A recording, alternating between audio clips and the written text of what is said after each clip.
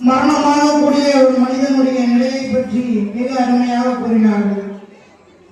ஒரு மனுஷன் அவனுடைய மரண நேரத்தில் அவருக்கு ஏற்படக்கூடிய அந்த வேதனைக்கு பேர் தான் சக்கராத் அப்படின்னு சொல்லுவான். அந்த வேதனை எப்படி இருக்கும் என்பதாக நபி இத்ரீஸ் அலைஹிஸ்ஸலாம் அவர்களிடத்தில் கேட்கப்பட்டுச்சார். ஏன்னா இத்ரீஸ் அலைஹிஸ்ஸலாம் தான் அந்த சக்கராத்தினுடைய வேதனையை முழுமையாக அனுபவிச்சிருக்கிறாங்க. ஏன்னா அவர்கள் இந்த உலகத்திலேயே மௌத்தாக்கப்பட்டு அல்லாஹ் தஆலா சொர்க்கத்திற்கு கூட்டு போயிடுவான். சொர்க்கத்திலேயே இருப்பாங்க இத்ரீஸ் அலைஹிஸ்ஸலாம்.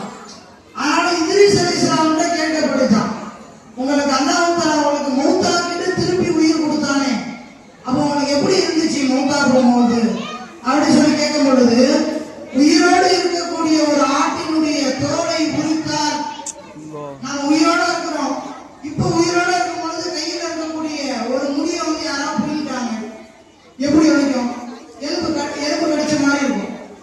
தோலை குறிச்சா எப்படி வலிக்கும்? அந்த மாதிரி ரூபி போகக்கூடிய சமயத்தில் என்ன வலி ஏற்படும். அதற்கு தான் என்ன பண்ணுவாங்க, சக்கராத் என்று சொல்லப்படும் சொல்லி காமிக்கிறாங்க. அப்ப அல்லாஹ் தஆலா நல்லடியார்களுக்கு அந்த வேதனையை லேசாக ஆக்கிடுவான், தீயவர்களுக்கு அல்லாஹ் தஆலா அது இன்னும் கடுமையானதாக ஆகிடும் சொல்லி காமிக்கிறாங்க.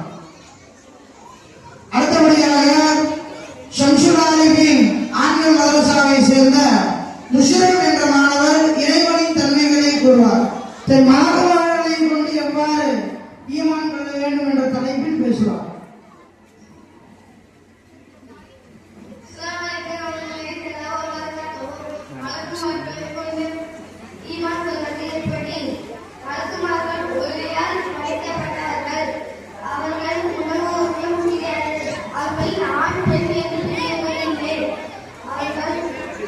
அவர்கள் தாழ்வு செய்யப்பட்ட